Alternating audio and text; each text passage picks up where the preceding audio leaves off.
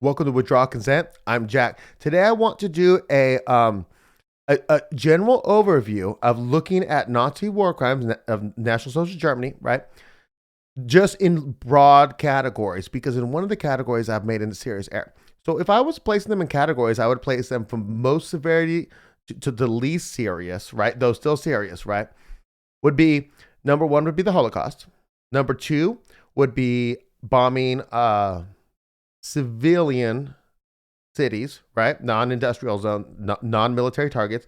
And then the least, though still important war crime would be forced labor of civilian populations. Okay. So I've said in the past before that, yes, this was a war crime that they did.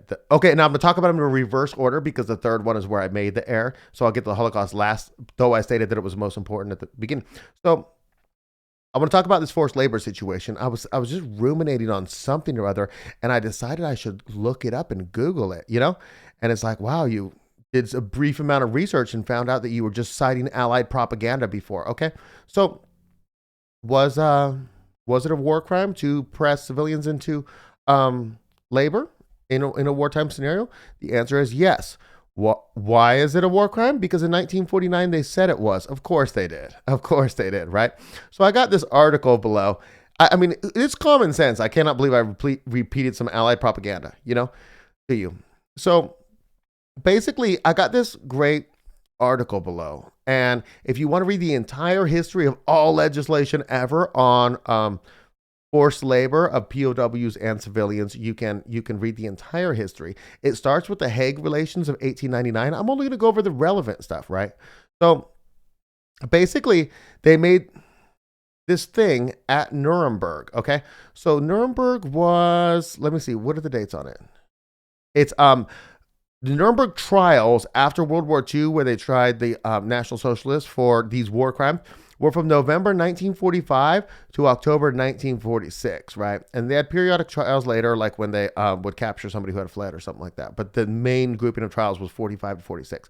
So there's a thing called the International Military Tribunal, or the IMT, and they made the IMT charter at Nuremberg.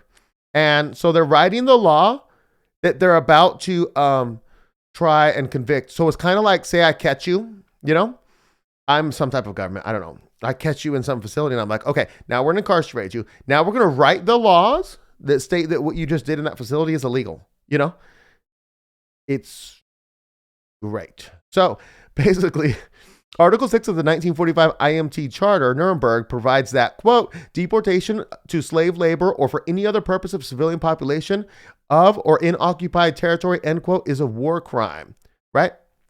So imagine when you Google it, right?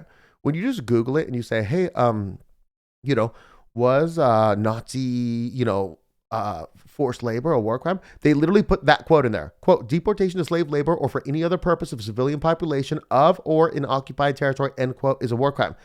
That they made after the war. Okay. This is just, it's like a bad movie. Like if you wrote this in a movie, people would be like, nah, you're trash. I can't suspend disbelief enough. Nah, it's happened. These are the good guys. Keep in mind, the Allies are the good guys. Okay. Charter of the International Military Tribunal for Germany, concluded by the government of the United States of America, the provisional government of the French Republic, the government of the United Kingdom, of Great Britain and Northern Ireland, and the government of the Union of Soviet Socialist Republics. Okay, they're about to make a statement, but that's everybody who's involved in making the statement. So all the allies, okay? The good guys, right? Acting in the interest of all United Nations and by their representatives duly authorized thereto, annexed to the London Agreement, London 8th, August 1945, Article 6. So that's who basically is behind this, is just every one of the allies. Okay, so then basically there were further important stuff added to that because that wasn't, in my opinion, reading this one wasn't that important. They just used that to try National Socialists for crimes that retroactively they could say were war crimes, right? And then in 1949, there was the Geneva Convention 3. Also in 1949, there was Geneva Convention 4, but set out further rules. So basically, it was more codified in law in 1949. So if a country, some Kenya, I don't know, some random country, and then they did something during war with some adjacent country, and then they forced civilian population, and then later on they were tried for it, they would be tried under these 1949 laws, because the 1945 stuff was just so shammy. So you could literally murder these people for doing things that weren't war crimes previously. Now, there were a lot of laws in place before 1945, and there was a lot of stuff. You can go on this website and read it. But basically, it's like they had different things about different types of labor you could do. Like basically, the international law before this was that the people pressed into labor can't do work related to the war effort. Even if it's something like making blankets that are going to be sent to soldiers, you can't do that. Now, you could make blankets and send it to the soldiers' wives, and then have a German factory that the German wife works at make blankets to send to the soldier. That would be legal. So there was all these different provisions in there, But generally, the deportation to slave labor that's talked about in the 1945 IMT Charter, that didn't exist prior to that. So when I said I believe at least 2 previous episodes that the National Socialists did commit war crimes by forcing people to labor, I was wrong. It was a war crime after they did it, not when they did it. So anyways, now let's move up to the severity ladder and talk about the bombing of civilian populations. So we're not talking about industrial zones. We're not talking about military targets. And I'm going to refer you in the first link below is going to be, because remember, references is where I put the articles. Links is where I put links to my shows that I've done. So basically, this is one I did with Victor, and it talks about what really happened. Did Germany bomb cities first? And in it, we see that Germany was bombed for 3 months before their cities were bombed for 3 months straight before they started bombing British cities, because Hitler was so obsessed with getting peace. The bad guy was so obsessed with getting peace from the English, who were mass murdering their civilians, who's the good guy. Okay, whatever. Anyways, you guys know the story.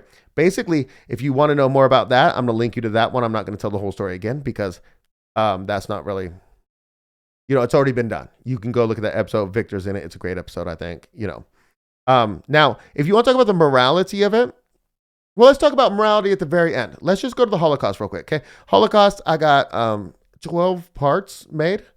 And so there's really 13, because Einsatzgruppen's part 11, and it's A and B, so there's really 13. But basically what I'm going to do is, I'm not going to talk about the Holocaust at all. If you want to study about the Holocaust, you can look at that series, okay? The famous Catholic priest said it takes 3 to 4 hours, I believe 3 to 4 hours of internet research to doubt that the Holocaust occurred. Now, it takes many, many, many more hours than that to be 100% sure that 0 people were ever gassed in National Socialist Germany, right? It takes tons more research, because you have to look at all these different individual camps. Anyways, now I put the reference to the most recent episode in the Holocaust series, which is the 12th episode. And no matter what platform you go on, BitChute, YouTube, or Rumble, if you look in the description to that episode 12, it'll have a link to episode 1 through 12 in it. So if you were to go back to episode 1, it doesn't have the link to all the forward ones, because I can't just go back and do thousands of lines of links, So all the newest ones have links to everyone before it. So you can warp back to number 1. You can go back to 12 too, to get your links and stuff like that. Anyways, if you're interested in knowing about that. Now, I do want to talk about the morality of forced labor and the morality of bombing cities. So the morality of forced labor, okay?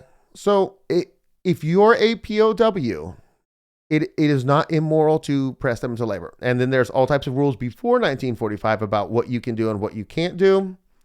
Whether those rules are right or wrong are up to individual discretion. So I would say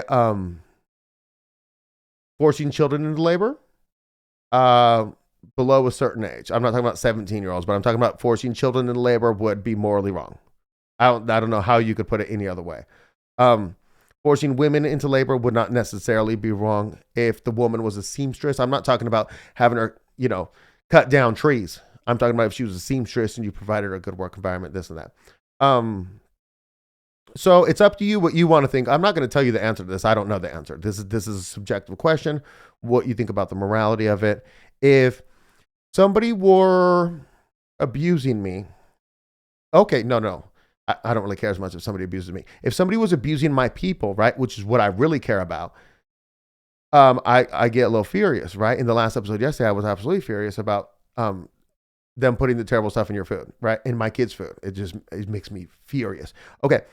So if somebody was abusing me, say it was a banker, right? And he was charging interest, just exorbitant interest, and he wasn't actually doing labor. He was just sinning, And then you're like, okay, now you have power. Jack, you're in, do your thing, right? Well, I'm going to pull him out of power, the banker, all the bankers. And I'm not using bankers as a euphemism. I'm literally talking about people who do banking, right? People who are in the employ of Satan, interest. And so I don't feel like I want to treat them too nicely, right? Now, I don't want to just torture them or anything. I don't want to do anything like that. But if it's all of a sudden I pull the bankers out of their positions and a lot of other people, I pull a lot of people out of the news media who've been consistently lying to the disinterest of their own people, not for a political party or for a partisan reason, but to poison you with a vaccine, right? A vaccine that we know is poison, right? And they've been pushing that. I don't mind putting you to work if, because of me doing that, I'm now the world declares war on the United States of America because of this, right? And it's like, should I put the people to work? Yeah. Should it be hard work? Yeah. Should be really hard because I despise those people. I could be talking about white folk too. Don't think I'm just talking about Jews or just some group of people. I'm talking about people whose moral behavior is reprehensible to the best interest of my people, which is what I care about. Okay, so you make that choice for yourself. That's my pitch on that one. Now, the bombing of cities is really, really rough moral quandary because when England started bombing German cities, that was morally wrong. It was a terrible, evil thing. I can't imagine a world where those pilots in those planes have a good result in afterlife.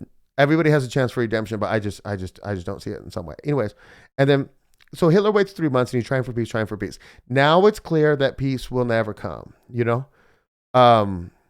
and then he gives a speech where he says, hey, they dropped one bomb. They've dropped, 100 tons. I don't know what he says. We'll drop 1,000 tons. We're going to level all their cities because we're just done with this.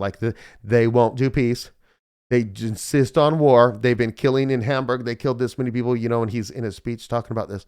And then he's like, okay, now we're going to kill their civilians. And it's kind of like, it's just a catch-22 no-win situation because I wanted to try to liken it to some type of analogy where somebody comes and shoots my kid, and I'm like, man, I'm furious, and then I go and shoot his kid. No, what? That doesn't make any sense. Do you know what I mean? And so it's like they're bombing our civilians, so let's go bomb their civilians. No, I kind of want to get the guy who hurt my kid. You know what I'm saying? Not their kid. Their kid has a mother, and the reason why him doing that to my kid is because my kid has a mother and a father and brothers. You know what I mean? I'm not trying to hurt that mother or that kid. Definitely not that kid, I was trying to liken it to that, but it's like, if you try to think about it, what literally can you do in that situation? But you're still judged for your behaviors, whether you could say you don't believe in God and you could believe in karma. So you can get that type of comeback. You could get, just your own self-torture for having to make, huge momentous decisions like this. So I don't know what they could have done in that situation. There's no what do you do? You go to the pathetically weak League of Nations and you say, help us, they're bombing our cities. Nobody cares. Literally no one cares that they're going to genocide your German population. Okay. Anyways, that's what I got for you.